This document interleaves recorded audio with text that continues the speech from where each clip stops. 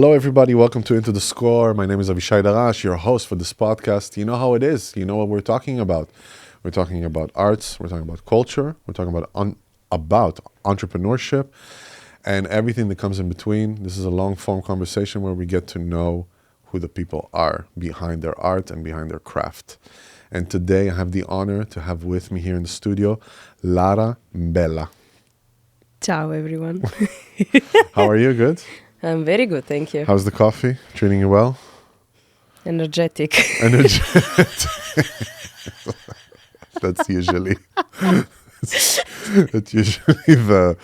the preferred outcome of coffee. Theoretically. So you just came into the studio. Were like, I didn't sleep much, and then this. What happened? I was working. I was working. Of course, you invite me here, knowing that I am a recorder player, blockfluit player for the guests, and but I'm lucky that my artistic skills doesn't limit only in the music. And I was working last night in a live streaming. I was recording the camera operator and live streamer of a jazz singer concert in the Conservatorium van Amsterdam. Ah, cool. Who is that? Sarah Guidolin, and a very good one. If ever check it out. Yeah. If ever happened, check it out. I enjoyed to work. So I slept a little bit, but I'm fresh to talk with you. Nice. Good to have you here. Good to have you. So take me from the beginning. You mentioned now. Take me from the beginning, like what got you into music? What is the thing that you... The eyes, wow. Music? I thought that was a different podcast. No, we are in the theme. I'm going to be super happy to share my life, how it started, no? We say. Yeah. Where were you born? What was the story? What got you into music? Well, I give a tiny bit introduction. I am from Trieste. It's a city in Italy, in the northeast of Italy. And I got the passion for the recorder thanks to my mom, which means that my mom is from Croatia, my father is from Cameroon, and both made me in Trieste. And when I was a kid, I remember the after school when my mom was working, I decided to choose music class. And in the music class, there was the recorder. And I started to play. My mom told me that I was even closing myself in the room to play a little bit, I don't know, to fantasize with the instrument.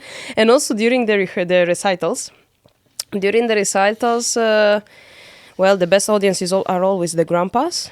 And they were always complimenting me, coming there and say, wow, you have a good sound. And my mom said, okay, listen, I think you got a talent. You should definitely try to get in the conservatorium. And How old were you? Get it. I was 11 years old. In Conservatorio Giuseppe Tartini di Trieste. Giuseppe Tartini di Trieste. Wow, yes, 8 years there. Hard Italians. And I've been there in the Conservatorio Giuseppe Tartini di Trieste for 8 years of my life. 8 years? Yeah. Okay, so you did like the pre-bachelor. You did like a preparatory? Wow, Exactly. That's a theme here. Gwen also did preparatory when she was 11. Look at that. To become star, you need to be prepared. Well, this is the you need vision. to put all your eggs in one basket. I try to not crack it. Oh, you have such a funny laughter. Yeah, okay. I hope, maybe we're going to have more followers for this.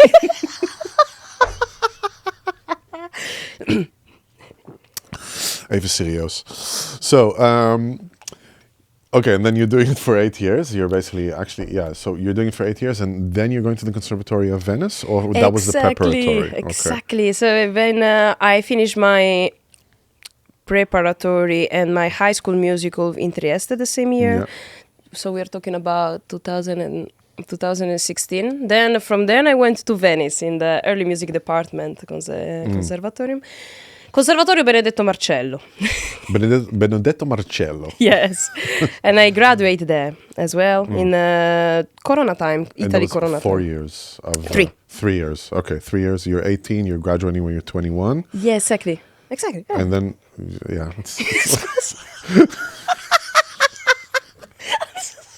So you told me it's gonna be funny.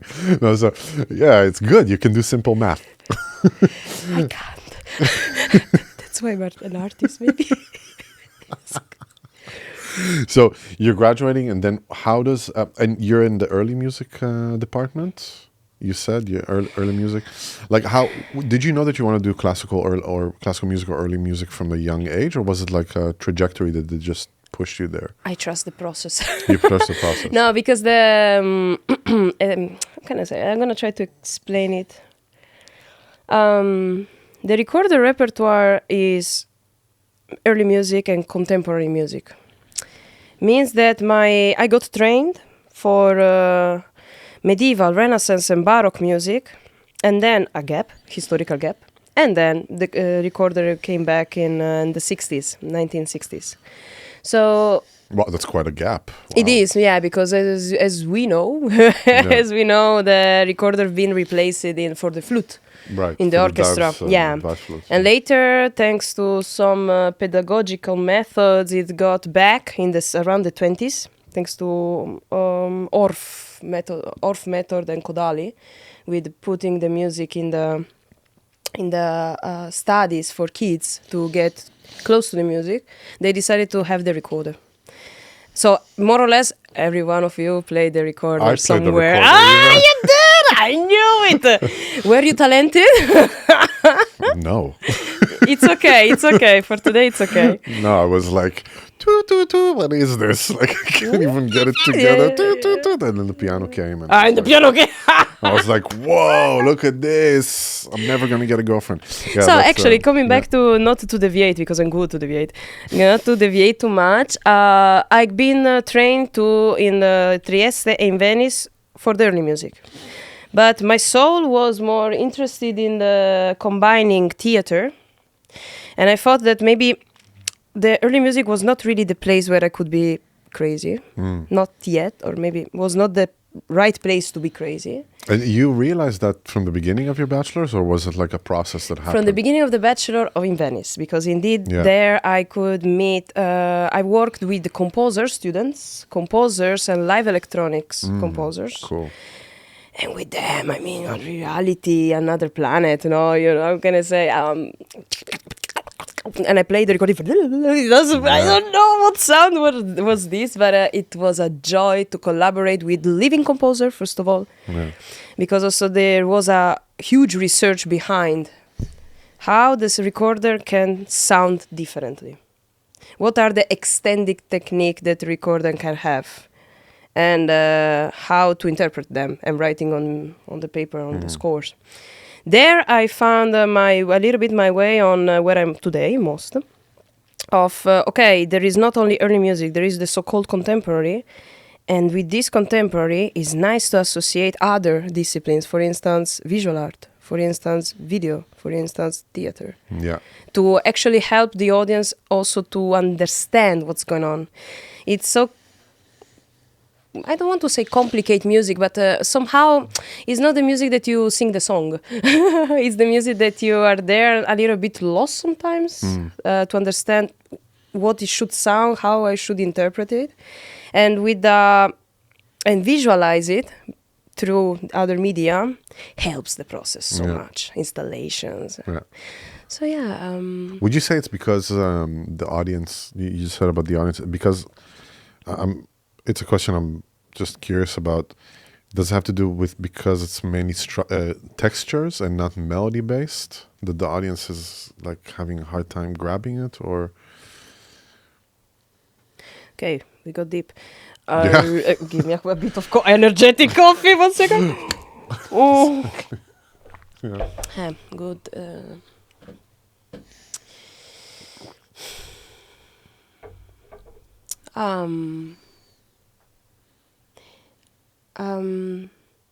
I would say both reasons. If we want to think about, in terms of melody, let's say, if I think about, I don't know, Boulez, Pierre Boulez. If I think about Luciano Berio gesti, I'm sorry, this is a composition for recorder, but just are popping in my mind, trying to understand. I would say that is not it's more the experience of sounds that you are not used to call harmony. Yeah. Doesn't make sense. Maybe if the experience of basically music that is being translated in a different way than what you're used to. For instance, because I mean, now pops in my mind, in my heart, Luciano Berio, because it was a great composer, and so I mean, his concept, for instance, of having the music like c'è qualcosa di parlato, però e dopo così poi all this way of interpreting the music.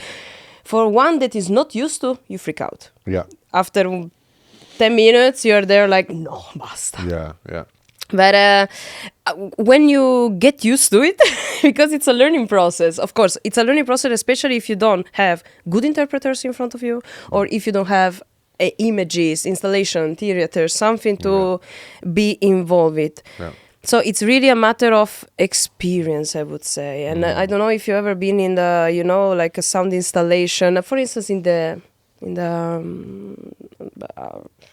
I was atelier. in the one from Nicolas Jaal. Bello. Yeah, that was really bello. Wow. And there, you know what I mean. That's the experience. That's the so-called contemporary music. You but don't he's feel the melody, but it's a effect. Exactly. Which is wow. Do you think that this thing of combining disciplines together, does it come because of the revolution of social media? Because right now, without, let's say, a video, let's say you're bringing out an album, without it having any extra videos to it, or some extra information about you, or some discipline that is attached to it, it's going to just disappear into the algorithm. And then people got used to, if you're playing music, I also need to have something visual. If you're having something visual, I need to have also music. If it's something about the person, I need to also know about you. It's this like aggregation of so many disciplines coming together because of that. Do you understand what I mean? I think so. If you can you simplify it for me? So, because people are consuming so much content right now, and the content is usually language, visual, audio. Yes. That's why contemporary acts, I'm asking if you think that's why contemporary acts have more of that combination of disciplines. Okay, thank you. Thank you for... Well, what can I say? Nothing new is in the world, for my opinion. Social media is just a result of eras of developing of the socialization. Now we have it on the devices screen, but before was together. Yeah, the community. Yeah, now the community is through the phone. Speaking about music, I mean, if I'm thinking, since I studied early music, I would think about.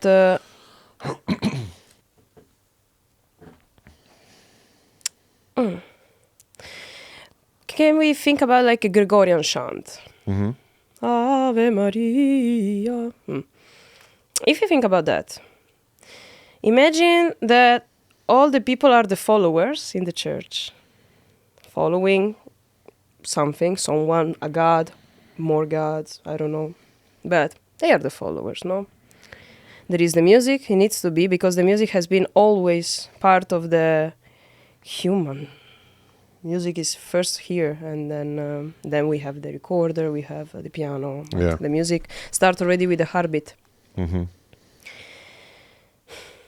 So if I'm thinking about how to approach the music, visualization, sound, also the church, because we are in Italian, I can say they were always very smart to transmit the message. The message that they transmit, they understood that only the music is not enough. They understood that only the text, talking, is not enough. How to be more clear to the audience that they were not reading, they were not going to school. Was not a privilege for everyone to go, no, at the time. How to do it? Images, iconography, symbolism. So what we have now today, for me, is not that different on what we had at that time in the 13th century, even earlier. It's just that the material, how you expose it, has changed. Also, of course, also the time has changed. I mean, now we watch reels of 3 minutes? Seconds? 3 minutes. Sorry. Cut You this. crazy? 3 minutes. What? Seconds. Oh, I'm still early. Yeah, Exactly. So also the time has changed. I would say that it always been necessary that arts were combined together. Yeah. Always. Disciplines. Yeah. Always it was necessary to get the image in its all entireness. This is what I think. I don't know if I deviate or if I answer. No, but that's I good. think, It's good. I like it. You're doing great. You're doing great. So, because I'm doing great. Grazie. yeah. And okay, I want to get back to you finishing Conservatorium of Venice. You're finishing that. And then you start being exposed to that concept of theater, like other types of disciplines that you want to put into the mix. How did you break yourself into that? Did you start talking to the other departments and just be like, hey, I have this idea? The reason why I was with the composers in Venice is because I'm a very curious person. I really go everywhere, knock the door. Hey, I'm Lara. All the time. Yeah. I'm like this. So this curiosity fortunately brought me many beautiful people around. And fortunately they still love me. And so,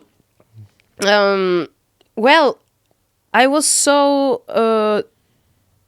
into the concept of the music and the composition and the sound design that sometimes when I was the audience, because I listening for my fellow student, for the fellow classmates, they are playing, and I was like, this is so boring.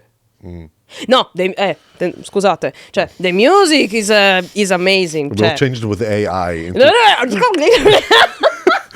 This is so regular.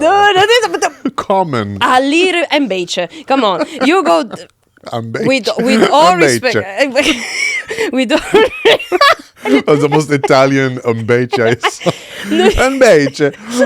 No, with all respect for the traditions, because thanks to the tradition comes the evolution. It's just the fact that I for my personality, me going on the stage dressed in black and ciao. Yeah. It was not enough. It was not enough. Especially with this sound. So I came out with ideas. This mind started to pop out ideas, visions, dress, and I had braids. Normally I have braids, but today bush. And I start to visualize. What can I add of something mine? And of course, normally I was I am very arrogant. I don't say to people what I'm doing, also because I think the surprise is always nice. But on the other side, fortunately, always people liked what I did. So, and they've seen my let's say, my version, my interpretation of their music. With my interpretation, they see in the music that make even more sense. Yeah. And this is the most beautiful thing that I can do working with someone. That there is also this trust. Yeah. Because I love to give more, and especially make it my own version. But I always want to respect what the person needs also. If he says, no, you're too crazy with these colors, maybe should you change? I can think about it. I'm politically correct. I said I can think about it.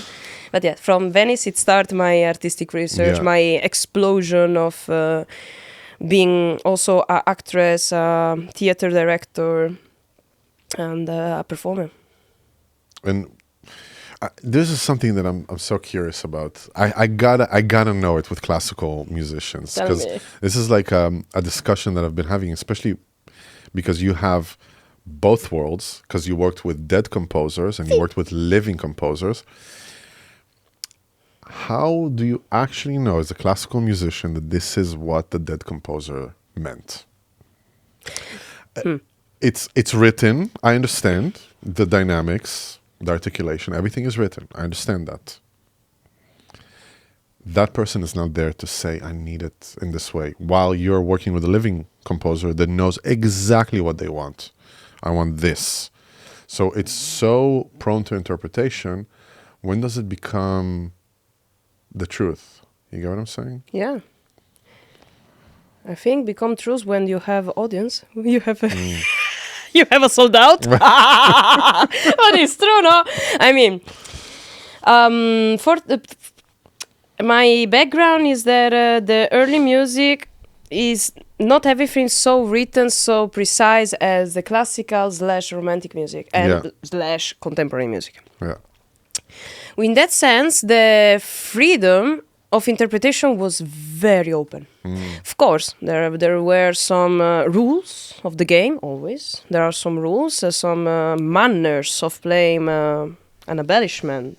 But how you do it, up to you. And in the academic reality,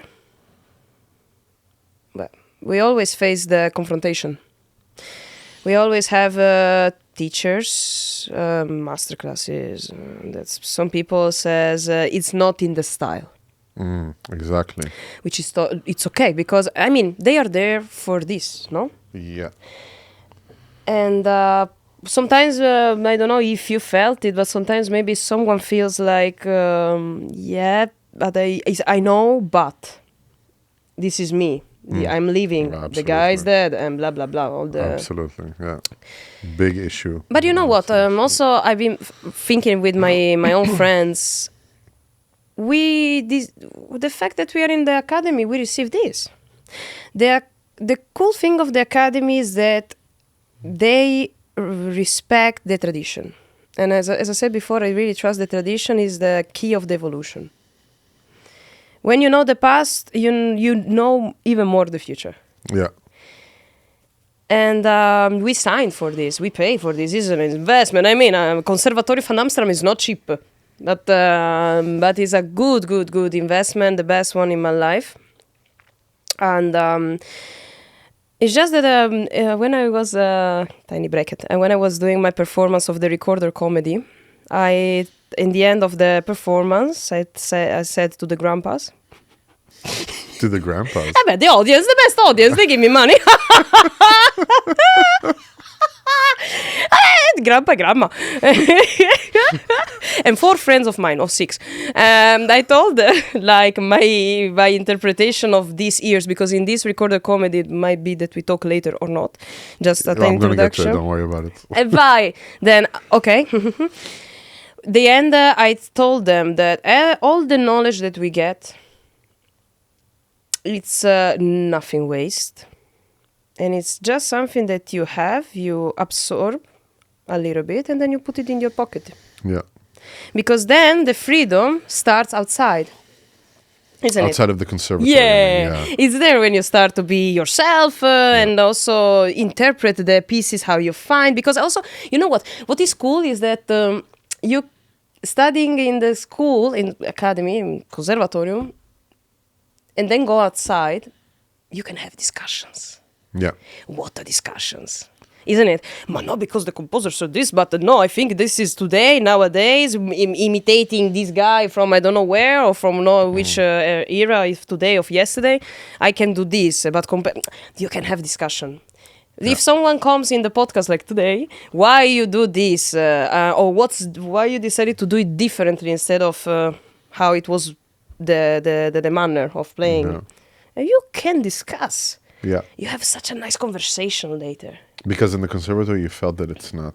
No, thanks to the conservatory. Thanks to the conservatory. I developed my way of have the conversation, respecting the tradition. Yeah. I understood that actually, wow, I did it. I respect it.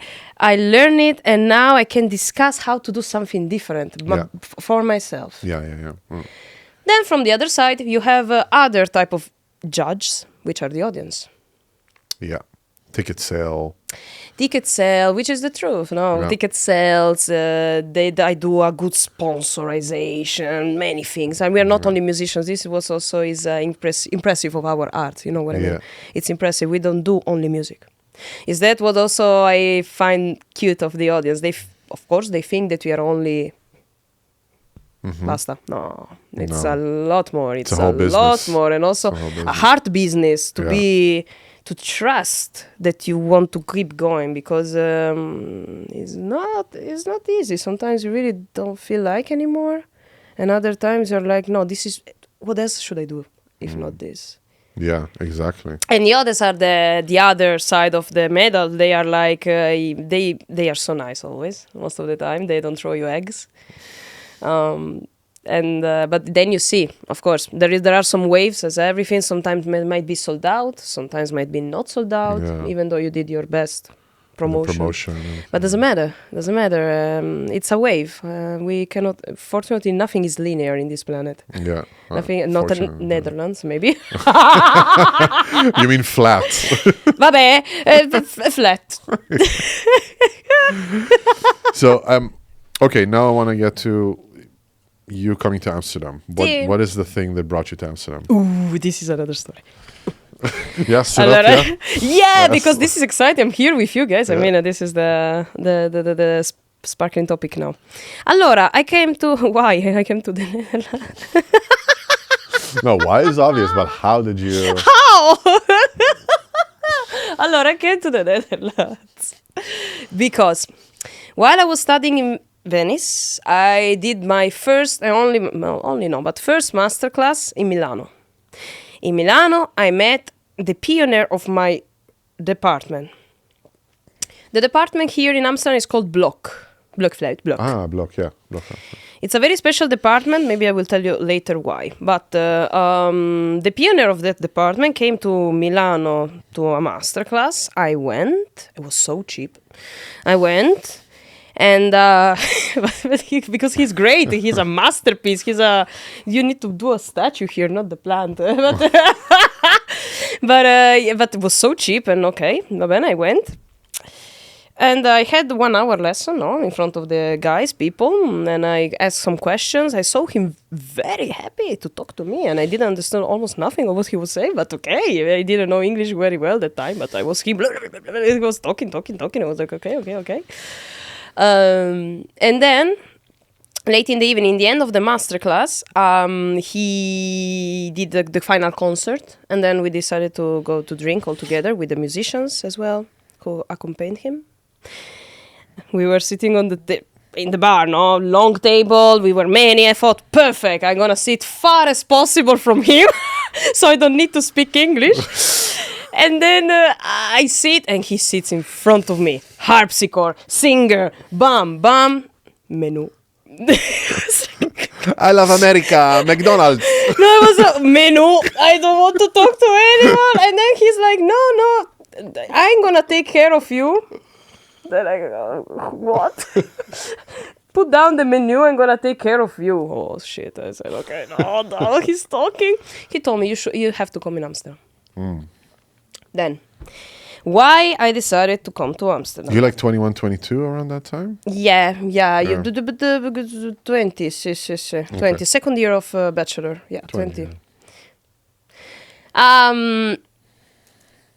I don't know if you can rely, but normally when we decided to go to study to conservatories, because we find a teacher, a department, something it's different with the jazz, but yeah, Okay. the jazz is more. How is the city, the community? Are there any clubs there? How are the musicians? The teacher are like, yeah, it's important.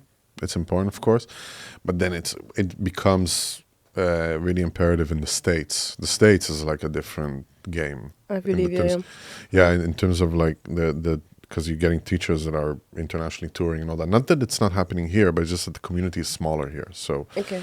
But I guess with the classical, it's really the teacher, right? Normally, yeah. I go there studying because I found this teacher. He's the first violin of whatever. So you choose. You have to choose the teacher. This time, with this Walter was totally different game. He chose me. And I said, okay, let's trust him. I came here in Amsterdam first time to meet the city, to discover the city. I got so stoned and I hate it. I really hate it. Fucking rainy. No good. No, sorry, we are online. No. But you got stoned and you hated the being stoned, or you hated the city being stoned? The city being stoned because when I was hungry, I couldn't eat properly. It was not good food. You were like in the red light district and stuff, like all the garbage, or No, but everywhere is. the city center is pretty. Food is tough there. Allora sì, yes. I understand you yes, completely. Yes, it was pretty much garbage. Yeah, I know. I have very close friends who are Italians, and they're always like, "Cazzoni!" They see the food, they're like, "What is this? What is this?" Yeah, but I'm not here to complain. So, okay, the city was not really my place. The city was not really my place. Okay, I came back the year after to visit the block department, to visit who's the teacher and to see how he does lessons. Coming here, it's an investment. I didn't want to tell Papa to pay so much money and I would have been convinced or happy. So I said, okay, let's having a good time with Jorge, my teacher. I came, and the first thing that impressed me was, first of all, so many recorder players.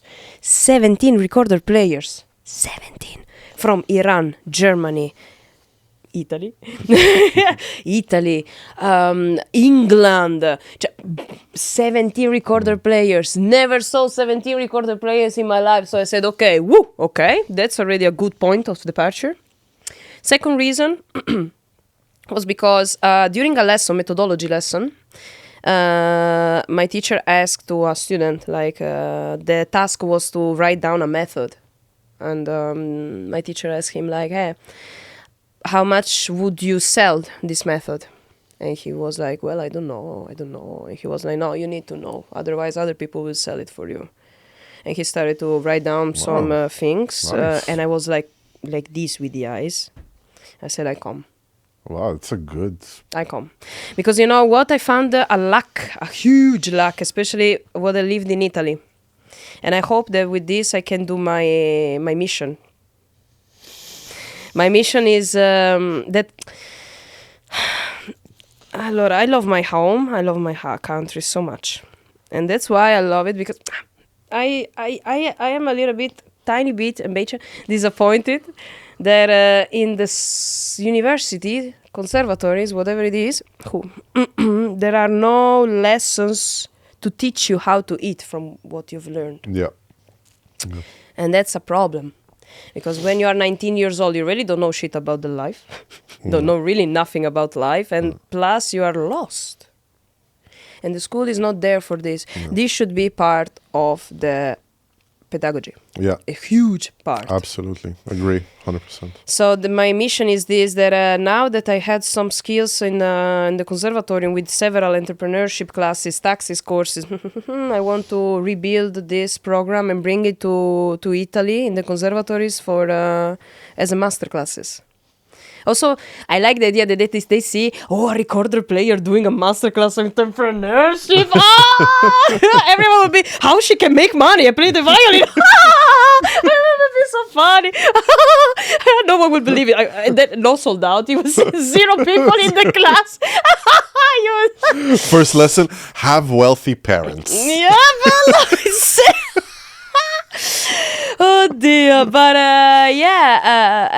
that's why it's important. It's important, and because we invest energy in these beautiful instruments, we invest so many things that not knowing or not being guided by the institution or the teacher. No, this, in my opinion, cannot happen. I'm totally with you, and I think this is a big, big, big problem in the, let's say, training that students get. And usually what happens is they take their foot out to see the jungle. They're like, oh my God, what is happening? Let me do another degree. And then I'm not saying it's not black and white, but I saw that happening with quite a lot of my colleagues and friends. And then they're not stuck, but they're staying in the academic circuit And instead of, hey, but actually I wanted to be an artist. I wanted to bring my art out there. How can I do it in a way that I don't go bankrupt? And how do I do it in a way that I don't burn out? You know? Yep. Because that's the danger there. The danger is, we were just talking about this morning. The danger is, for instance, with social media, you feed the algorithm, and then at some point after a year or two of doing it, you need a break. Because at least for me, I had it. I was like, I can't have 4 or 5 posts a week, like, and every time something new and bringing up this, it becomes like a whole enterprise for me personally. That I need a break, and then you take a break, and all of a sudden the algorithm is like, okay, let me shift my focus to someone else. Let me shift. So that's when the burnouts start, for instance. And I see with students, what happens a lot of times is that, yeah, but I practiced so hard and I worked so hard, and there are another 1,500 people that want the same position, one position that I want. How can I do it? What about being an entrepreneur? Creating your own positions, creating your own community, building your own audience, you know? It's not taught. Because I think it's because the people that are standing in positions of power when it comes to gatekeeping the education, they don't know themselves. So I cannot teach you how it is to be Italian. I don't know anything about how it is to be Italian. You get what I'm saying? It's like, I've been to Italy a few times, I've visited. I cannot tell you about the culture. You need to bring someone from there to tell you. You need to bring people that are successful already in being entrepreneurs in the music industry, entertainment industry, and ask them about their path. That's one of the reasons that we're doing this podcast, because I want to know people. You know, I want to know what they say. And then you have some kid listening to this, and because it's also in English, it's more international, listening to this, being like, oh, wow, I didn't think about it. And then you create a community through that. You get what I'm saying? You have your mission. Yes, exactly. I understand. Yeah, but I talk a lot. It's time for the question, maybe. No, I can go forever. No, go forever, please. We have enough space, I think, in the cameras. We do. Okay. Yeah. No, don't worry about it. Don't worry about the length. So then this is an amazing thing. I want to ask you, like, did you premiere also when did you premiere it, your piece, the comedy with the flute? Tell me about it. I want to know about it. Yay! The premiere, it was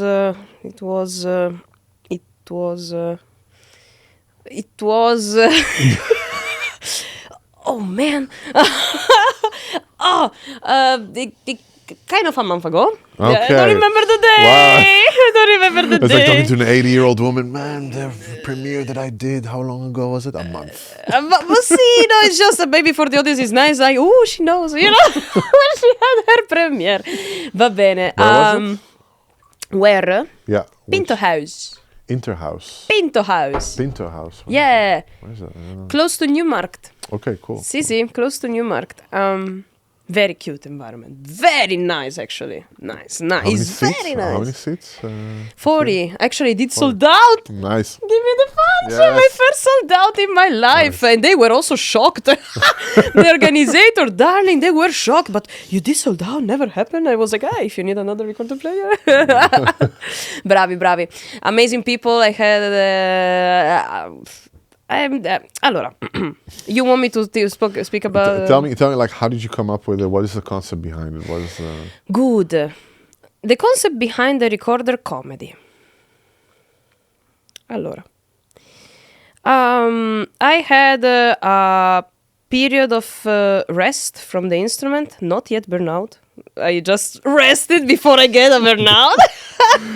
Because was gonna give you a little bit of the context, because it was 16 years in a row that I've been studying, graduating, changing city, changing houses, and this year was a special year for me. I knew it that the 2025 would be a great year for me, because this year was the year of the true. Of the true. Yeah, no. What is the sound music? I mean, sometimes it's need, combining disciplines. Because this year was very significant for my artistic identity. I felt that since I will, in a couple of years, I'm not gonna be a student anymore. It's a change. It's a change. I've only been a student for so long. I'm still, but a change is coming. That change is coming. The time to become an entrepreneur, a young adult, everything of this is close. And when I was creating my webpage, I was Lara Mbella, recorder, player. I was not happy. I said, no, this is not... that was during your rest from the instrument. Yeah, because I was also... Because this year for me was the important year, in these years of master, to building my profiles, to learn a lot about KVK, taxes, being an entrepreneur. Sustainability, basically. Sustainability. Yeah. That was the main important thing for me this year.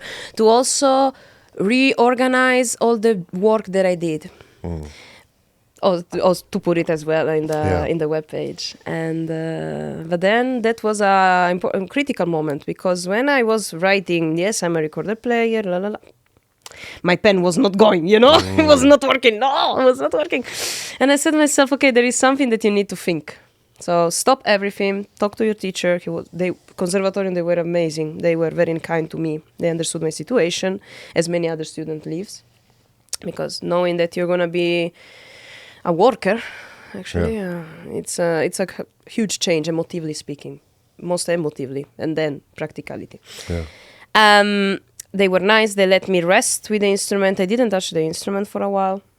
What is for a while? A year. A year, wow. A year. And I was elaborating what's going on with me. Recorder player. Yes, but no. I never been in my life the recorder for me is a tool, amazing tool, magical tool, almost saying, that I really love. And with it, I could see how much I am talented. Not only with music. But the thing is that I'm not a concert person. Because this time was perfect to observe the others. I observe my colleagues, and my colleagues are Lara, sorry, no, I need to go to play. Is calling me the instrument. I want to spend my time in my room or in a jam with the instrument. Yeah. Now there's no time for talk for me. Yeah. And I have many friends, and most of them are musicians. And I always ask myself, why I don't have this call? Well, why I can't stay without the recorder for a month without feeling, oh Dio, I'm losing my soul. No problem. But this is if you want to build a relationship, you need to be committed, isn't it? Absolutely. Any relationship. And the relationship that you build with your instrument when you decided to be with it is a very important connection. The sound that you project, because the instruments are the extension of ourselves, isn't it? Beside the voice is another thing. But we play external instrument. Let's say it's our extension. Yeah. You have the piano, but the piano is not only you like this. No, the piano. You are the piano. Absolutely. Because also thanks to you, the piano exists. Yeah. And the makers, and the luthier, but thanks to you, these instruments are alive. Yeah. Thanks to us. And it's amazing also to think that it's the same instrument and it would sound completely different with two different pianists. Capito? Right? The identity where it comes it's from, like, no? whoa. And the same tool. Same tool, but the soul cannot be the same. Fortuna, grazie. Clones, ma che clones? Ma sì, AI, per favore, va. Cioè, you want to clone me? Vabbè. Jazz GPT. Yeah. Ma sì, già CPCC. Proprio. Okay. Then, understanding that there is no problem if I'm not there in my room with the instrument per hours because I have this call. No, I'm more people. I love to be with people, and I love to chat a lot, as you can see. It's an easy podcast for me, yeah. Are you seeing? I don't have to move I'm going to make questions for you, actually. Usually it's like, okay, and then what? Come on, give me more. No, yeah. So I accept it. Was frustrating because I was like, why I'm not like the others? Why I need to be crazy, do my crazy performance? I don't know, chain myself in a room while I'm performing, or putting balloons on my hair and cut it when I'm performing. Why I need to be more? Why can't I dress black, go on the stage, piru piru, and go home?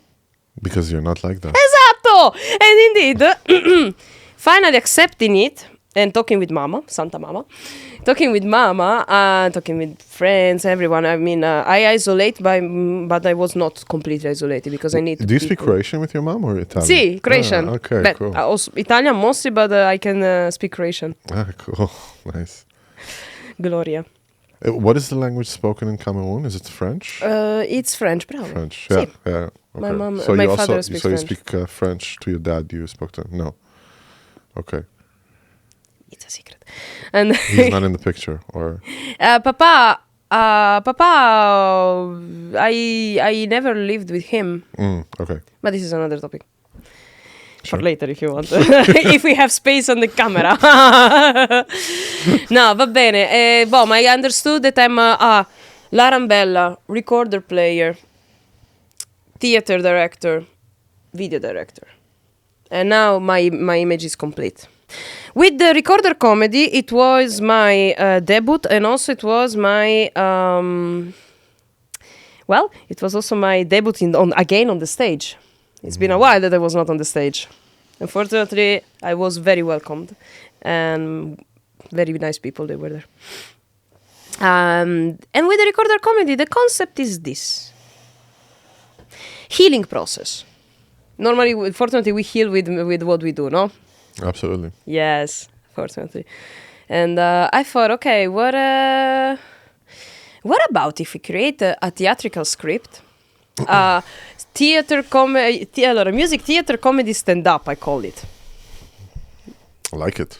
It's a lot. I mean, just to give an identity, it's a lot. But it is music because I play. It is theater because actually I do mimic. And it's a comedy because I'm a funny person. and I thought, you know what? I think that the audience would be super amused to have a connection with the player. And also they would be super happy to learn something. And I thought, why don't I explain them my recorder life? How I became a recorder player. Like just like together we were speaking, no? How I'm in conservatories, music background. I should do it also in the performance. And it's a one-woman show? I have also my accompanist. She is a very good Baroque cellist, Adriana. She features me in 3 Baroque pieces just to have something, something just to have a little bit of background music. No, she's doing the basso continuo for me, and but it's a solo, and what can I say? How did you? How did you make it visual, like your story? I was visual. But like you just took it really from the beginning, like you in the small village going to the conservatory in Venice, like really doing the timeline, linearly. In that sense? Exactly. Yeah. To not make it too complicated, already it was. Yeah. Just simple. We don't need to fantasize so much. It's the truth, and when it's the truth, you can transmit it easily. Yeah. I started like this, I continue like this, and now I'm here. And I was the visual side. I was like mimicking my teachers, which there are funny stories. So come to the concert. There are funny. Promotion.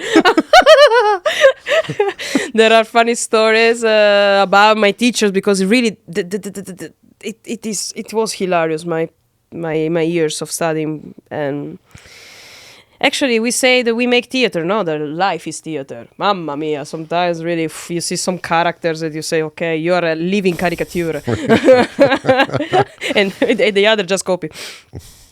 Basta. So I just explained them in my vision how it was for me, and also how it is to become a professional musician. Yeah. What is the effort? What are the money involved? Yeah. What are the struggles? Yeah. What are this? What also is part of the mission that I'm gonna do it in Italy. That I also hear in my tiny show in this show.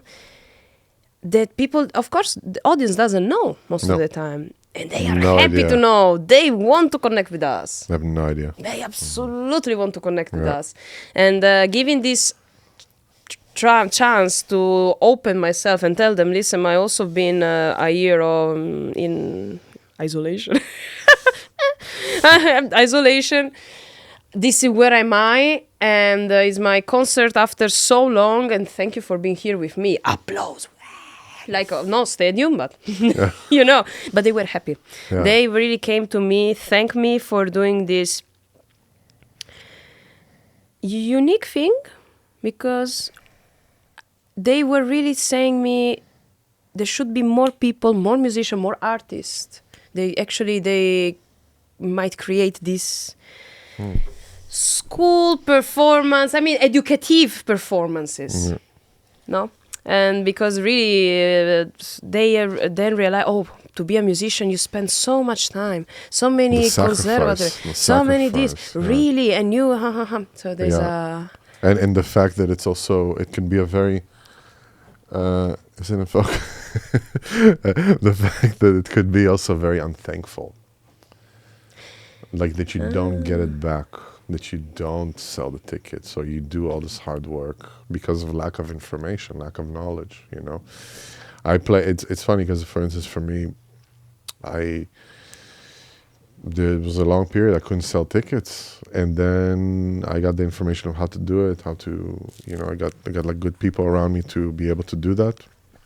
And all of a sudden, like you sell out 350 tickets, and it's like, all right, you go on a tour, you sell 1,500 tickets. It's like, okay, how did this happen?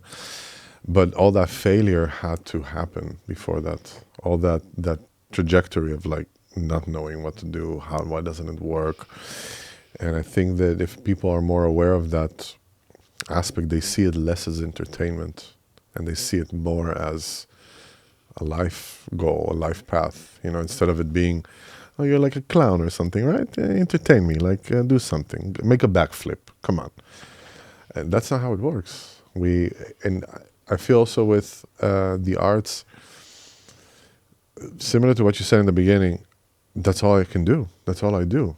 I can't do anything else. Because it chooses you eventually. I believe that. It really chooses you, and then it grabs. And I had also periods that I was like, okay, maybe I'll do something else in my life. But it just came creeping in again, and some other project, and all of a sudden it's like, oh, let me do this. And then before you know it, at least for me, I found myself completely back in the game. And what are the aspirations that you have with the show? Where do you want to bring it? Do you want to tour with it all over the Netherlands? Do you want to make it bigger? Do you want to reach as many people as possible? What is the... I don't have a goal. You don't have a goal? No. I did it because it was a necessity. Like therapy for you a little bit? And also I wanted to see what was the outcome. Yeah. You know. And now I did it, and as I normally do, I let it rest. Because it was intense, but normally when I do work in production, mostly I work in production, so this was me for a tiny production by myself, no? I let it rest. I let it take a break. Because then when I have the attention and the energy, some goals will come out. For now, I have all the material there. I'm going to make, with the time, I'm going to make a nice trailer to promote it and put it in my webpage. But it's not the time now. Yeah. And now the focus is another place. Where is your focus now? Ooh, allora, my focus. No, my focus... Where's your focus? Oh, but he's too chill there, I mean. You're too chill. Where's my focus? Let me make Joao get up and focus the camera. Yeah. All right. Here we go. Focalizing. So, I'm co-directing a mask theater for kids. It's an amazing project born by my dear friend Poppy Joy Gillette. already the name. It should Poppy sell Joy thousands Gillette. of tickets. Poppy Joy Gillette. What a beautiful name. Beautiful person as well. And she is a clarinetist, but also she is also the type of person like me that wants more and wants to make life interesting. You met each other in the conservatory? Yeah, we married basically, but involuntarily, because when I met her, I was like, I know I'm gonna do something with this person, but I don't know how, I don't know when, I don't know what, but something is. the six senses, the spider senses are saying like, yeah, I think this girl will come back in my life. Let's see. And then the day when I met her, I was like, I want to talk to you about a project. And she was like, I want to talk to you about a project. Bam. And we started. So Raja the Badger is the... Roger the Badger. Yeah! It's so That's a cute, good isn't name. it? Roger the Badger. Que bello! And with her, she has a vision.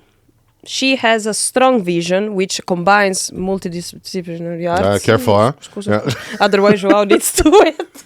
Otherwise, Joao needs to focus this camera or this camera. So please, order. Yes. Ordine in aula. Va bene. Scusa, Joao. So with her, I could perceive her vision since the first moment she spoke about it. And I told her, listen, whatever you're going to do with this show, because the ambition, latest ambition is to have a company, theater company of Raja the Badger. Great. But I told her, listen, whatever is going to happen with this project, I am with you. Yeah. I am openly at your service. Count on me. I don't care the money. I don't care any other thing. I care about you and this project.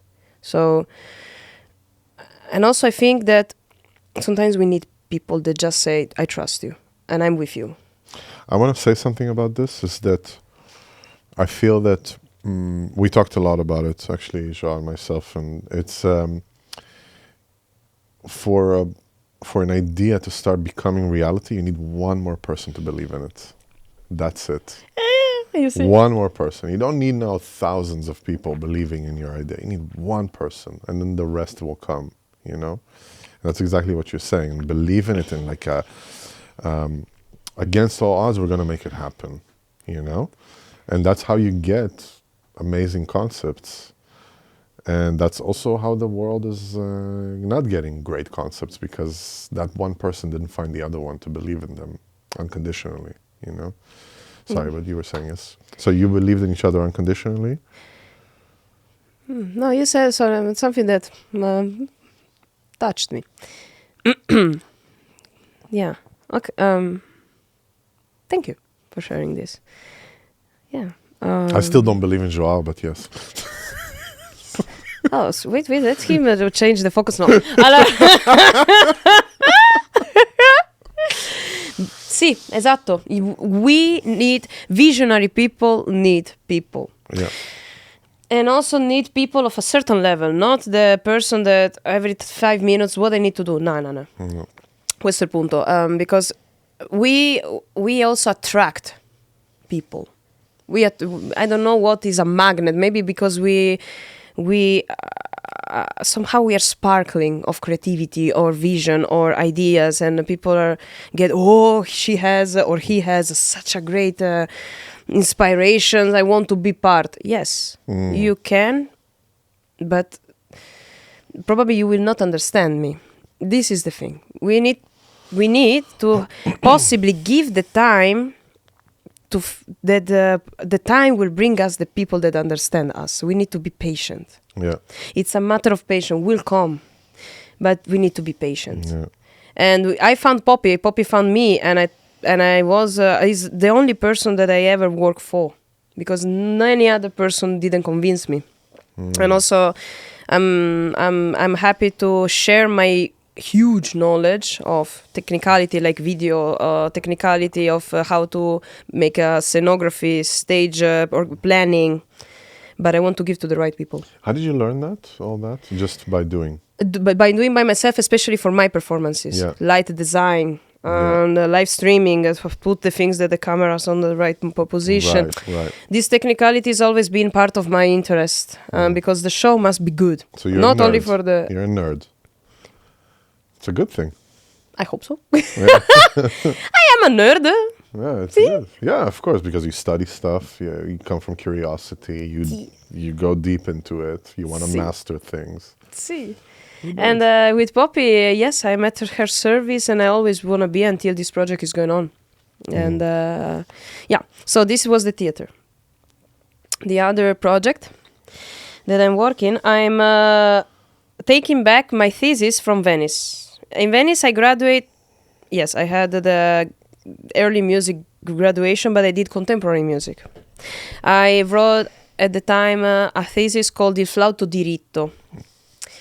Diritto in English, translated in English, means straight and right.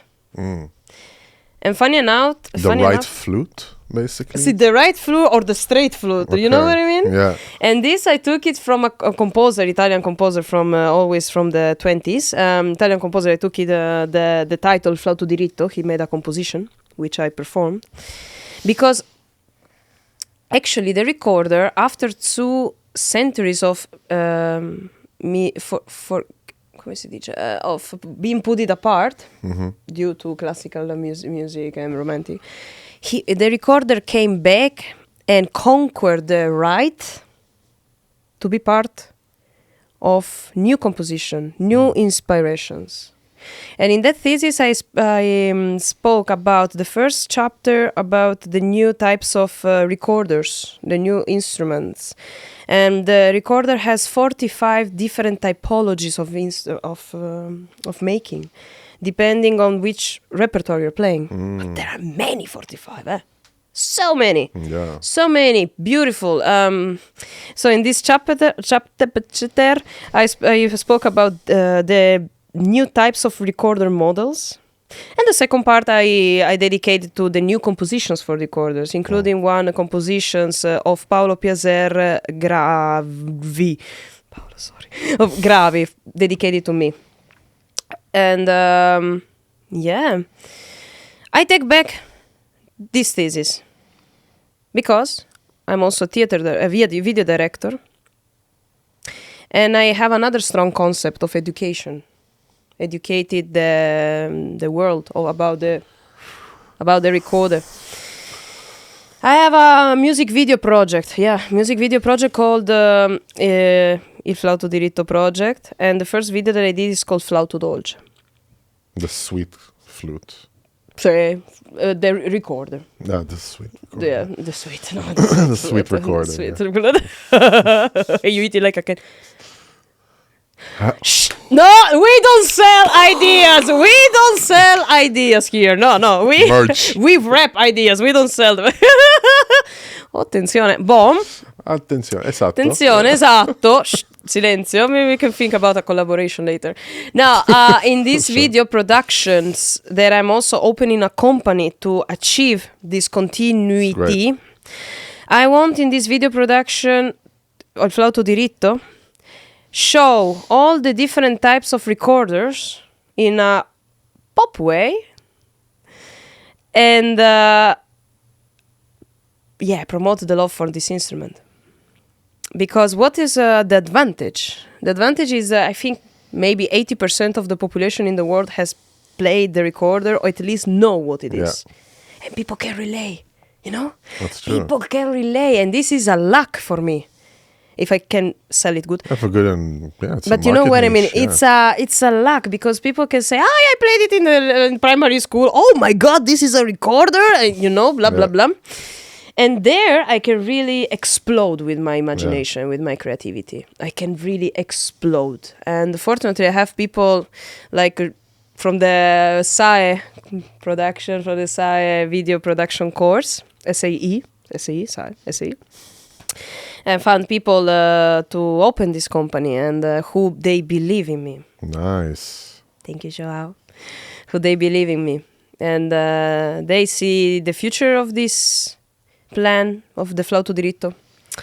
They see the potential, and I also have very, very, very good feeling that the potential is there. to ask for fundings, to promote the factories or the maker of the Netherlands, and not only. Perfect, yeah. And so you're gonna open a stichting in that sense, like a I'm foundation? gonna try to apply. Nice. Wish me luck, because I never did before. This is something new to learn. Yeah. Always something. You see how artists are we? We need to learn so many things to just achieve what we want. Entrepreneurs, yeah. See, but it's fun. It's tricky and funny. It's a part of that journey. I mean, it's if you don't do it, someone else will do it, and then you'll come and ask for work there. You know, either you create the opportunity for yourself, or you're going to basically be at the grace or the mercy of someone else giving you that opportunity. You know? Bravo. And this I would like to point on this thing that when you don't know who you are and how much you value, this can happen. Yeah. Because unfortunately there are always some wolves, but wolves are cute. But some people... Vultures. Volturi. Yeah, okay. Volturi. Music. Vultures that unfortunately they come to suck your energy. Yeah. Vampires. Entertainment vampires. They exist. They can't do shit, and they ask other people to do stuff for them. And they speak so good. And they speak good, and that's where it ends. That's it. That's the thing. That's why I also am learning how to protect myself. Yeah. Because I know that I know that I'm giving a lot. And also I know that the audience perceive a lot. People like what I'm doing. Yeah. And it has huge advantage, but at the same time, I know that what I'm doing is very unique, and I don't give it for free easily. Yeah, we should not give it for free easily, in the sense that no one is a copy in this planet. And that's why I'm AI, clones, ma che, cioè, hackers, ma che. And you don't hacker myself. You can hacker my account, which it happened. I don't mind. And I really don't care. You can hack whatever you want, because nothing is my property. Only myself is my property. Body, yeah, the so body, that, do it. No problem. I'm not gonna give you 50 euros to give it back my account. Okay. Oh yeah. This. Hey, listen. If you're out there and someone is sending you an email that you have to pay them to release your account, and you pay them, don't be on social media. Yeah. Sorry. Well, I love how you switch it. No, ma bravo, he's right. I mean, he's really right. Don't. Just I told him, have fun with it. sometimes we get these like what was it? Like a few months ago, it was my parents-in-law are like, hey, we got this message. Are you okay? Like to my wife, I'm like, what? Everything's fine, because they got from some random number, hey, it's me, I need some help with money and all that stuff. Same thing that happened to me. Listen, don't do it. Don't send money to people, to numbers you don't know. Have a safe question. Ask them, hey, do you remember what the name of my dog is? Do you remember where we went to vacation last year? These people can't know that kind of stuff. So, you know. Thank you. Instead of wiping out your savings because some bot is telling you. No, thank you, because this, unfortunately, is very tricky. And they're getting good. And they're very terribly good. No, really exactly. Good. So it's good that we're mentioning also here, because it's important to protect us in any case. Yeah. There are very many different type of violence in this sense. This is one of them. Yeah, absolutely. So many types, because sometimes people think, no, violence is when someone kick you in your ass. No, attenzione. Yeah. Especially starts first with the mental violence and then goes deeper and can go into madness. I mean, I was defrauded. Someone stole 20,000 euros from me in the beginning of this year. Yeah, it was horrible. Like it was. Yeah, because I thought I was going to go into an investment that is going to flip, and it was some scheme. It was one of the most beautiful schemes I've ever seen in my life. Like, they open WhatsApp groups, and all these people talk to you, and it's like you feel that you're a part of this community, and then, the money was there, and it was gone. Yeah. So that, for me, was so shocking. For my family also, it was just... I never felt like this. My heart just sank when I saw the whole thing just fall apart, and I never felt like this. So and I remember sending it to one of the people in the group. I can't believe that you are these type of people. This is what you do, you know. Like, this is the type of person you are. There are, I think, but maybe I'm too black and white. or maybe too violet and yellow. But there are things who build for life, and people, unfortunately, that they have their own problems and difficulties, and they are destroying lives. Destroying, yeah. And we are on the part that we build. Yeah, exactly. And that's why I'm always saying to myself, please keep being like Lara that you are. Yeah. Because only in this way the Lara can be a good vibe for this planet, because the planet has amazing vibes. Yeah. It's just is there we need to find our tuning, how we tune the piano. Yeah. We need to find the tuning with this planet, and there are compromises to make very often. But these compromises, if you learn how to make it in a way that you don't sell your soul, you're a master. Yeah, absolutely. That you can put boundaries without the FOMO, fear of missing out. If you will learn it. It's a all life process, I believe. Absolutely, absolutely. What would be the advice you would give yourself from 10 years ago? 18-year-old Lara, just about to go into the Venice Conservatory.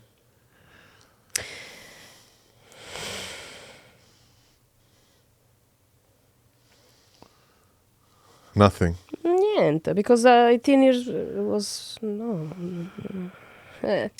I don't say something to the past. I say something to the present. But with all the knowledge that you have now, with everything that you went through, and you meet 18-year-old Lara, this is cute, but it's not possible, realistically speaking. No, sorry. I'm not trying to be. No, really. Sorry, I don't want to try to be misrespectful about this question. It's just that it's not. This is the second time that I received this question, and it's a question that I personally don't rely with, because there is no 18 years old Lara anymore. Yeah, it was, and I have it written on my diaries.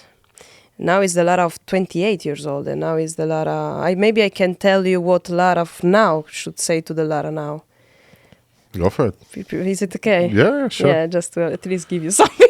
Before now, give me content. I don't answer to your question. And before creating enemies. Now, to the Lara of today, dressed like this with this bush in my head, I would say, I want to tell me that I have a huge love to share. And I'm happy that I know how to love myself and also the people that are close to me. And with this strong love, I'm capable to do art and make feel people good. Yeah. And I want just to keep doing like this, to be the Lara that trusts herself, that is committed, and that I bring this also to my future kids, because I want to tell them and to make them feel that this planet is amazing, is nice to live. Even though sometimes we receive negativeness.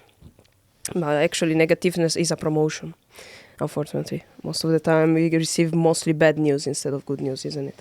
Yeah. To lower your vibe, your Why do you think it happens that people are more attracted to drama and problems? Because the problems are difficult to deal. How can I say this? Come lo posso dire? Let's face it. We have a natural instinct on being sad. No? I don't know. Think about when... it was a pretty positive interview. I don't think that we had a natural instinct of being sad. No, because you're a positive person and I am also...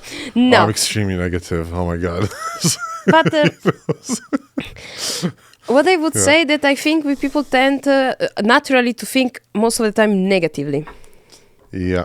I got your point. You know what I mean? I have a different opinion about it, but I'll tell you. No, I'm looking forward to hear it. Yeah, I think personally... Oh, here, water, wait. I think personally that the way our bodies are built... Sí. And the way that we are functioning within structures of actual physicality, we need to have friction. Without friction, we go into entropy, meaning that we lose literally if you don't do anything. Think about it like this. You are going to just lay in bed and rot. Okay? You don't do anything anymore. There is no food is being brought to you. There is no more difficulties. There is nothing. No worries, no stress, no all that stuff. You're going to start losing bone mass, muscle. Your brain is going to start shrinking because you need that friction for the spark, you know? And because of that, people get really addicted to drama. So, because it's moving, they feel that they're solving something. They feel that they're doing something good in the world when they're actually a part of this. For instance, there are conflicts in the world right now that people have zero influence on, and they're busy with that constantly, even though they have actual zero influence on that matter, but they keep themselves busy with it, whether it's whatever happening in the Middle East, whatever happening in the States right now, that doesn't matter. But the fact that people get drawn to it is because they actually want to make their experience better. They want to, they say that verbeteren, they want to make it as a better experience because they want to fix it. So they think if it's bad, I'm going to fix it.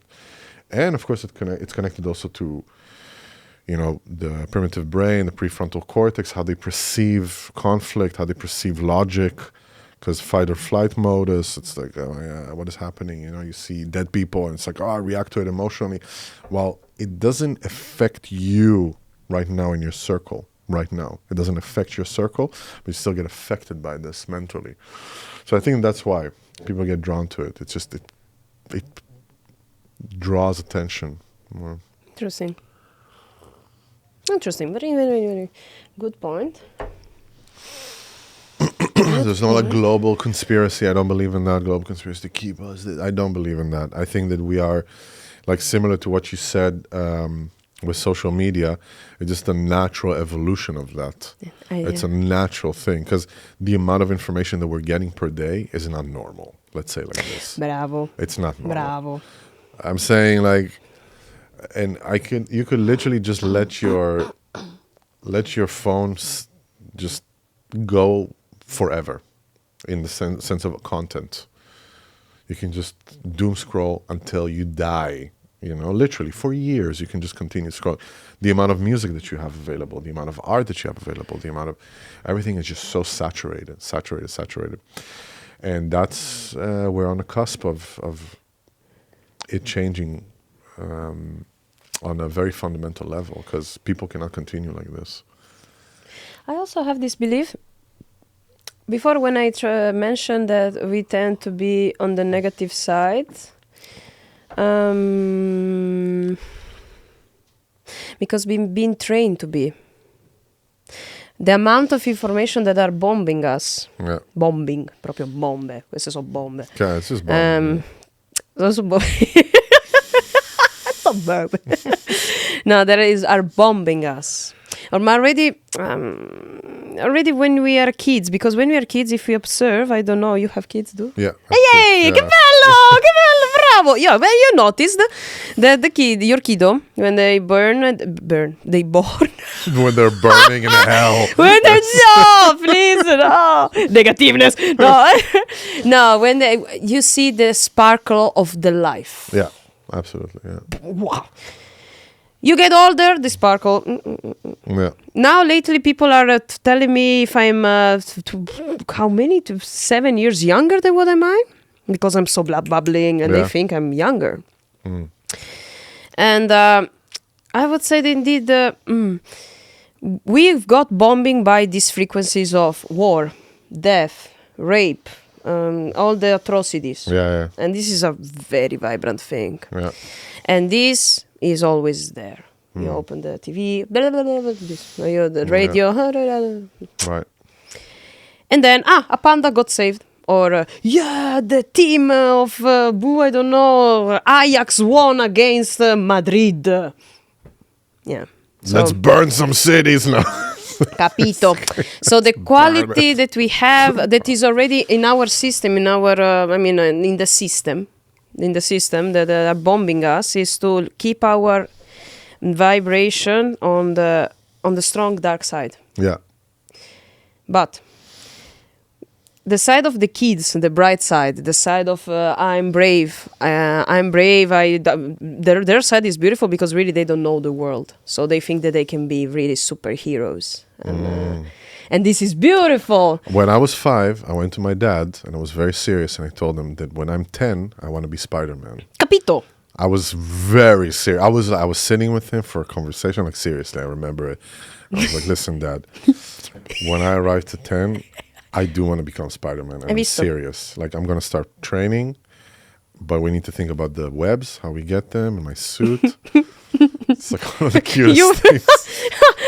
It was so cute. I was so serious, you know. You were so serious. You see, then later I'm going to see you going to the toilet through the wall. Later on, like, in a mental institute, like, trying to climb the walls. This energetic side of the bimbi, the bambini, the kids, it's the positive side, and we are always, like our brain is divided in two. We are always in two opposite sides. Yeah. And both opposite sides need each other. Depend then where you want to lay. Yeah. No, è vero, because it's true.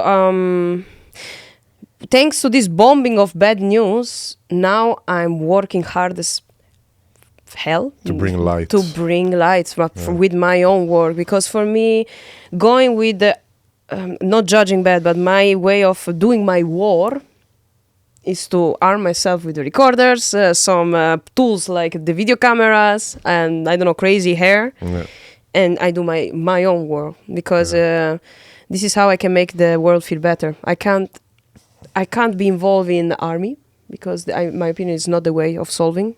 It's a way of continuing. Mm-hmm. And the art is the peaceful way.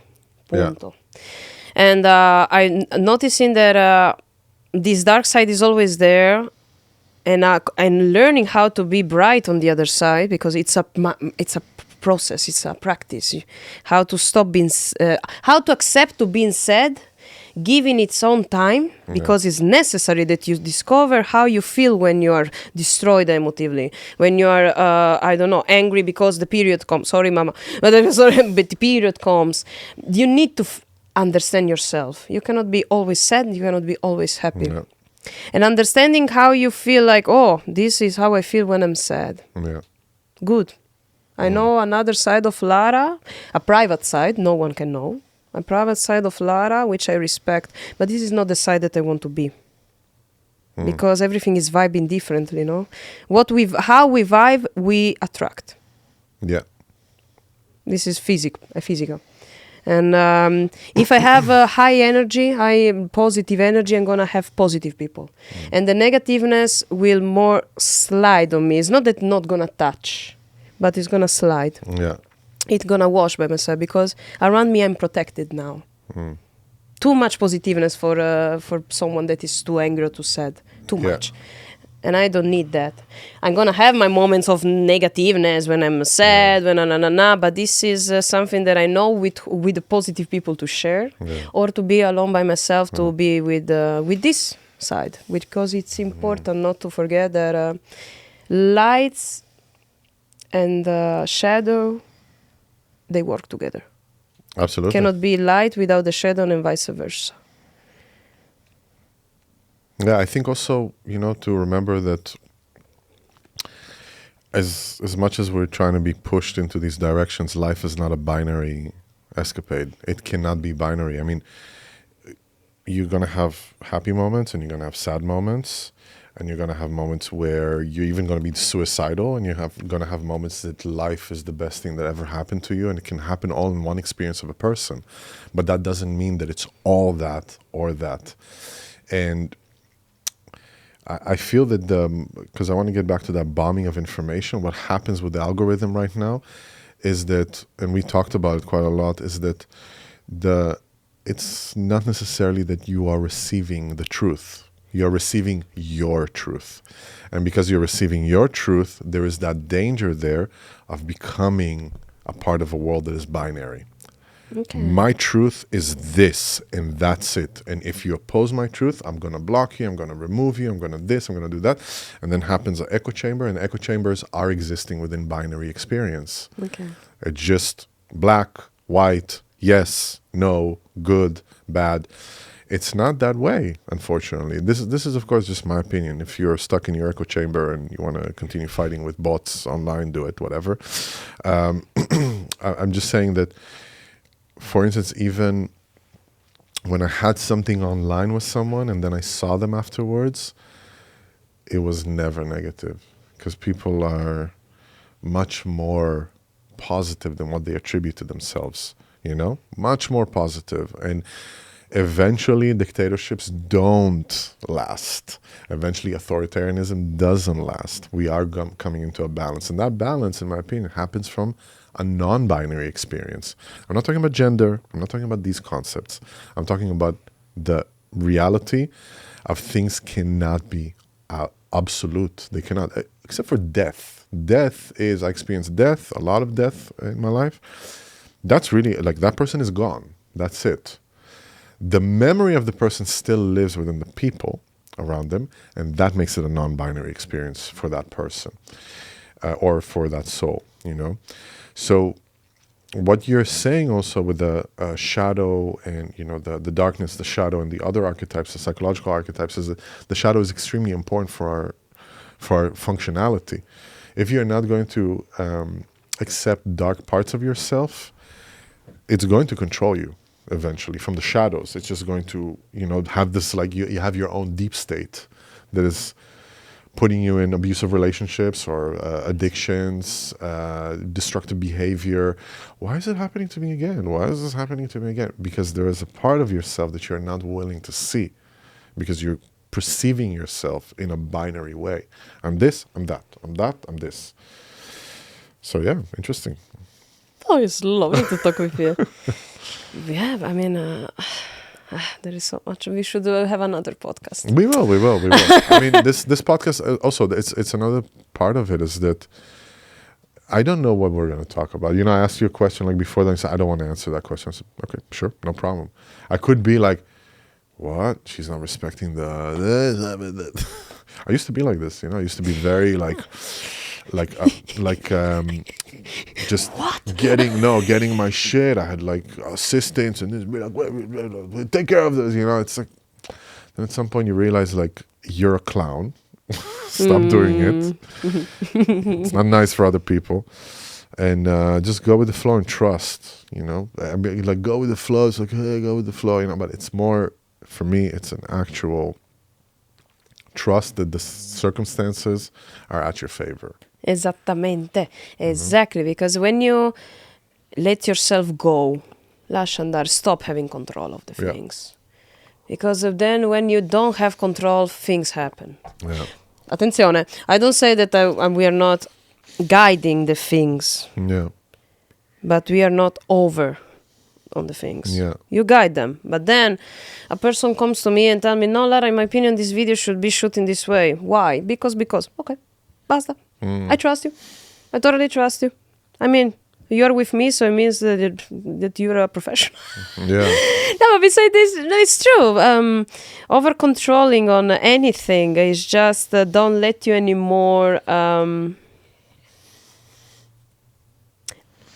let you anymore live the whatever it comes. Because you need to, protect your idea, whatever. Protect yourself, or maybe you're scared. Most of the time it's because people are scared. Fear, huh? What a powerful The fear, no, because this is what we should have said or play, and we did not. Very chill. Yeah. We spend the quality time anyway. Yeah. And this is what the most important. And also, without controlling, really you can see the best coming, the best. And then you say, okay, cool. It's nice to don't have everything on your shoulder. Yeah. But it's a lot, no? The weight of the world on your shoulder, it's something we take. Already you have the weight of your life. What do you want more? Yeah. Then you're going to have the weight, I'm going to be a mama in the future, so I'm going to be a weight of the kids for a while. So not for a while, for the rest of your life. But the weight is changing, no? When they are babies and you need to change the diapers, or when they are 14 they're gonna need to change their diapers to my grandchild. I mean, I just happened now that I have 2 kids. Yeah. One is 12 and one is 5. They're from 2 different moms. See. And the 12-year-old, Bendavid, if you listen to it, you know I love you. You know, Me too. He started smoking weed, and he started to hang out with like really, really, really bad kids in Lagos in Portugal, and it's just not good. And he was stealing some stuff, and all of a sudden it's like, wow, this was happening to my kid, And I called him and we spoke yesterday, and he was really worried about this conversation because we live afar, and he comes here, he spends half the year here, half the year there, but it was really this thing of he just wanted us to talk to him and see how he's doing, and that's a completely different challenge than the 5-year-old. That he's in this age, the 5-year-old, where we are like his biggest fans and crowd, and we are his heroes, And then there's a transition that happens. Of course, I'm not like a scientist in that. I just saw it with my kids and kids of other people. Around 10, 11, it flips. And all of a sudden, he needs to develop his own independence, his or hers, their own independence. And all of a sudden, you're not that cool. And they don't want to hang out with you. They want to hang out more with their community and their friends and all that stuff. So these challenges, they change. And then he's going to become a father, hopefully, at some point. And then all of a sudden, I have to help him with how to raise a kid. Or it's never it's not so much of a burden, but it's an extension of yourself that words cannot really describe it. You can't. You just need to have kids. Yeah. I mean, also now it's a delicate topic to speak about, because also it's been a woman. I'm speaking with some friends. We cannot we cannot talk about having kids. Wow. Out of the question. For you 100% you want to have kids. Sì, Mama Lara. I can already imagine myself with my grandchild. I'm gonna be fat like this with the braids. Eat the pasta. Oh my gosh, I really can see. They're gonna sleep on my belly. Che figo. I hope not to become too... Vabbè. Anyway, no, but sì, Mama Lara, mamma mia, sì. My mom is already waiting, and I'm like, I need to become entrepreneur first. No, sì, io kids, ma sì, no discussion about, proprio, I want them.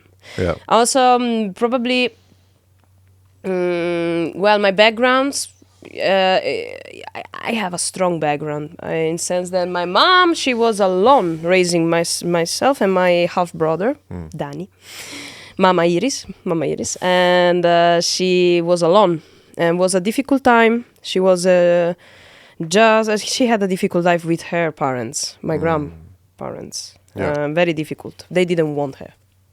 And I don't know what means to be son of parents that they don't want you. But the society wants that you have kids, so you need to have them. Capito? Yeah. And she was always rejected.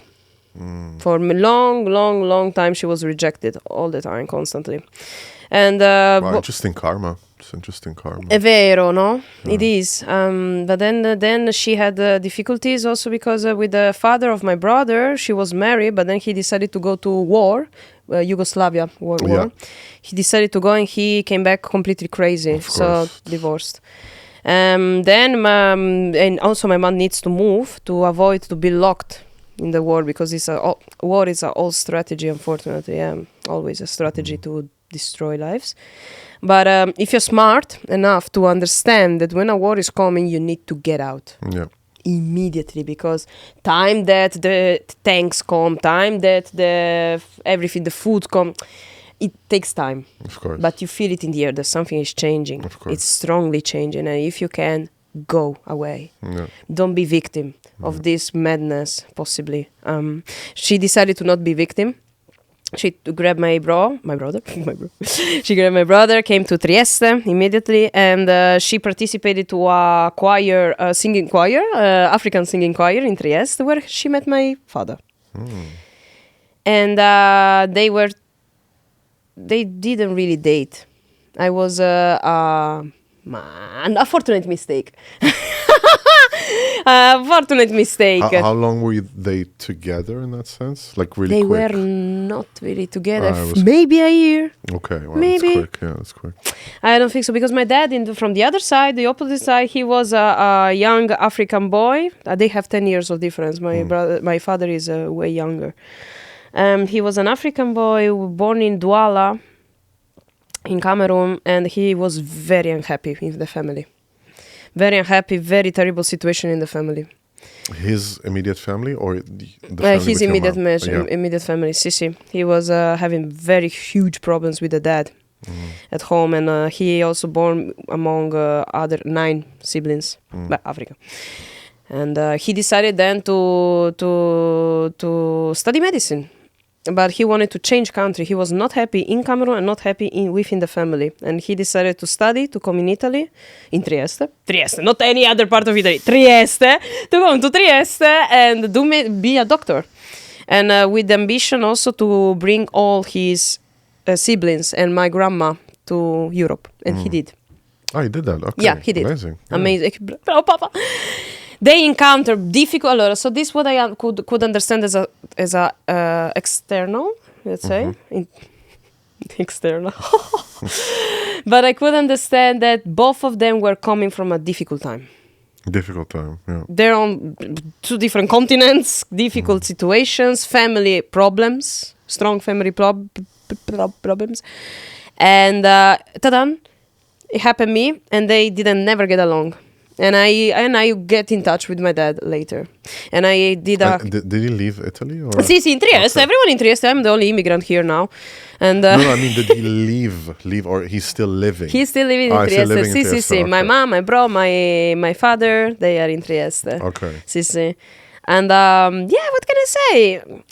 I know what means from the daughter's side that it was a long process to get my father back. I want him back. Because I have this belief that if you're not in a good vibe with your family, something is not going to be good with your roots. Let's think about the family as a tree, no? And the tree, if it has rotten roots, it cannot born healthy. It cannot give you a good fruit, no. Capito. And if I don't solve this, I'm going to have problems. Yeah. Relation with my intimacy or not intimacy, friends, doesn't matter, but it's going to be problems. Relationship in general. Yeah. So it was a long process to get back my father. Hurtful, but I mean... Were you also not in contact for a while? No, I got him in contact when I was 11 years old. And so you didn't have any contact exactly for a long time. It was a tiny moment, but some traumas happens. But okay. I don't want to make it too sad. It's not sad in the end of the story. But it was some problems between my mom and him. They decided to not see each other, not see me for until I receive my identity card. Lara Makollè Mbella Teković. Who is Makollè Mbella? Mama! Who is Makollè Mbella? Is your dad? Where is he living? He's living ta. Is he living here? Yes. Okay, I'm gonna call him. I took the book, phone book, blah, blah, blah. Ciao, I'm your daughter. Wow. I'm your daughter. I know that you live in Trieste. Can we see each other? Wow. We tried to get along. Was difficult. It's not easy to be a father. I mean, it's not easy to be a parent, especially if you didn't plan to be. No, and it's one of these things that it's like no one tells you how it's gonna be. You just have to figure it out. Everyone has his own manual. And you're gonna fuck it up. You're gonna fuck it up. Of course, but you know what I'm thinking. I think I can't even wait. No, but you know what I'm thinking is that whatever happens, I got my dad back when I was 19. Strongly back because I mean grandma died and he told me, listen, there is the funeral and he's gonna be there. You're gonna also meet all your uncles and aunties and cousins, because I didn't know them. So many cousins, so many aunties. I didn't know nothing about them, and that was the symbolic moment, no? That I said, I'll do it now or never. And also, a mama has died. Your mama, I didn't met. I met my grandma once when she was in living, and once she was there. It was funny, but it was a little bit hilarious. No? She was, hey Lara, and then I love you, grandma. That could be a good bit. That could be a good bit. Però è vero, non ho capito. A haircut. It's like, hey, no. Yeah, you know. Bellissimo, no, ma bellissimo. Cioè, in sense, okay, in the difficulty of the situation, I told to my dad, listen, I don't know who are my parents, but I'm not coming for them. I'm coming for you. It is what it is. I don't know them, and it's not them the point. You are my dad, and your mama is not there with you. Now I'm the woman of your life. Yeah. I'm gonna take this role for seriously now. Yeah. And from then till now, I'm super close to daddy. Okay, great. So what I want to tell That's you... healing. That's a healing karmic È thing. importante, it's important, really. Yeah. That's what I want to tell to any papa, mama who are here. It really... I hope to give a nice message. Even if you fucked it up, you're gonna fucked up, you did always your best. Yeah. I promise that you always did your best. Don't judge too much on yourself, because sometimes many things are going on. The kids will always love you, and deeply there, even though you don't see your kids stuff, I know that you love him, her, them. I know this. Let's not cheat. Yeah. I know that you really care about them deeply inside, and whatever you do, I'm sure that you do for them. Yeah. And no one is perfect, thank God. Otherwise, what a boring life. Yeah, what is it? What does that even mean, perfect? To be perfect, it means that what everything you do is being perceived as positive? I don't know what it means. That's a little bit of like authoritarianism, if you think about it. Maybe. I don't know what it means. It's just that I know that everyone is a perfection in its own imperfection. Yeah. That's for sure. So the things are what they are. Accept them. And if there is a possibility to get them back, it's never too late. Yeah. It's never too late. Don't get scared of this thing. You're too late. No, fuck it. If you use your heart and go for it. Maybe you're gonna cry. Cry. Pazienza. It's part of the process. Maybe you're gonna lose 20,000 euros. Doesn't matter. Oh, it mattered. Doesn't matter. Doesn't matter. You needed to do it to learn. Yeah. You needed to achieve this to learn, and it never is wasted. It makes you as a person. So, mama, papa, mi raccomando. Lara Mbella, thank you so much. Thank you so much. It's a great way to end it. It's perfect. Thank you so much. Actually, you, really. Between music and life is beautiful, dog. Thank you for this talk. Thank you for doing it. It's amazing. I thank you so much. If there is something specific you want to say, last words, like your show, something. Yeah, no, I hope to see you again, because if it's We gonna will be see a each other performances, I'm gonna be very happy to be with you guys and to perform for you as well. Yes. Or to have other talks, or I'm open to meet you better and stay with you and laugh a little bit more. Yeah. Thank you, Lara. Grazie, Thank you so much. It was a pleasure. Everybody, thank you so much for joining us here in the podcast. You know how it is. Like, subscribe, do everything that we're doing always. The more likes we have, the better I feel about myself. Okay? Here, I said it. Me too. Me too. Then we can get sponsors and stuff, you know? You know this? Din, din, din, din. Yeah, exactly. Cha-ching! See you at the gig. Bye, everybody. Bye.